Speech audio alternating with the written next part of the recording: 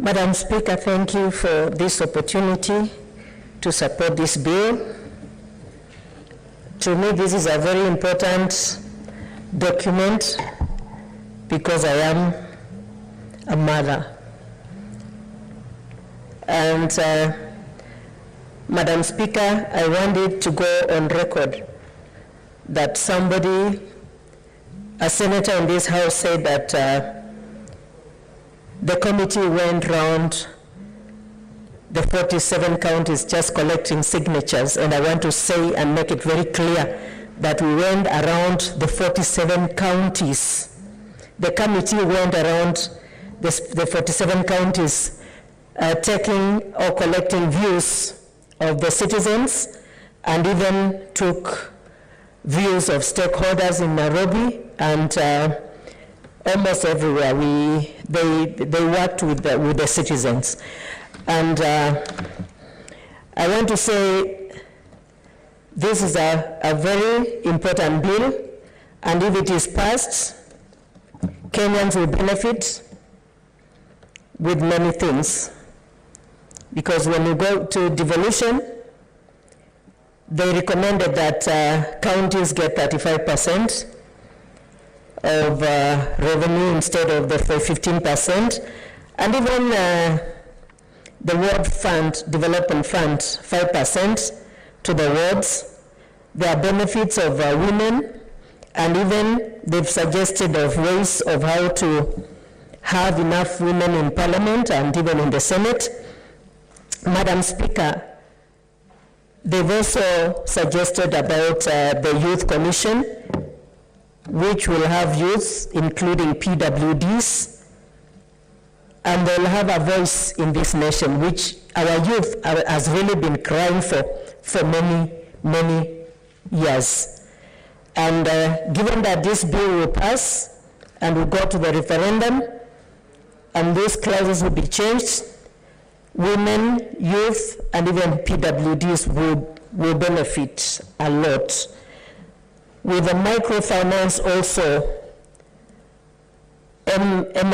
SMEs, they will also benefit a lot.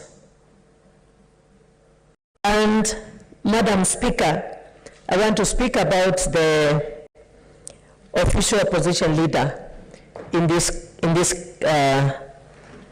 country. We really need an official opposition leader in Parliament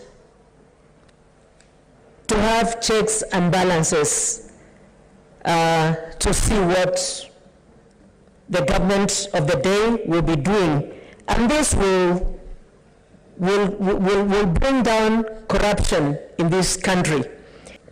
Madam Speaker, it is important for inclusivity for us to have the Prime Minister and the deputies and the official opposition leader, so that most of the areas will have representation in Parliament. And I believe, even because those seats are not enough for the representations, the other appointments will cover, and people will feel that they are included in the government of the day. Madam Speaker, still talking on that, we've always had fights after election, after every 5 years, and this country goes into war, and we waste like 2 good years of fighting, taking one another to court and all this and all this. And I believe, Madam Speaker, if this bill will pass, this will be a thing of the past for our country. When you go to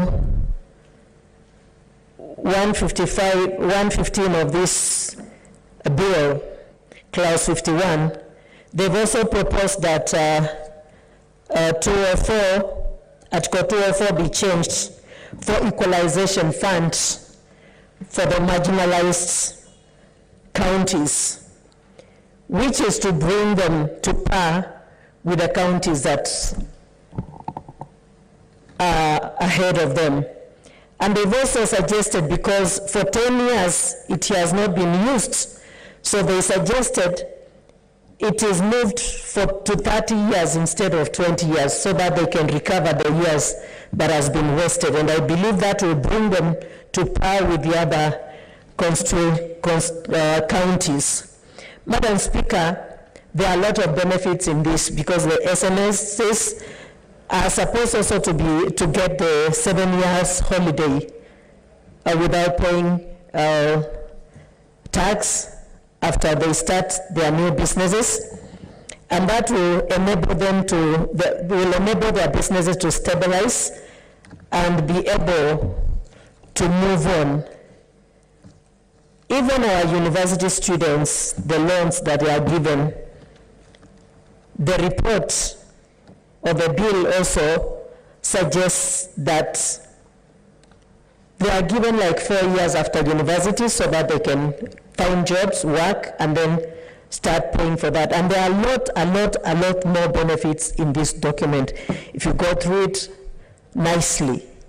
And I stand to support this bill. Thank you.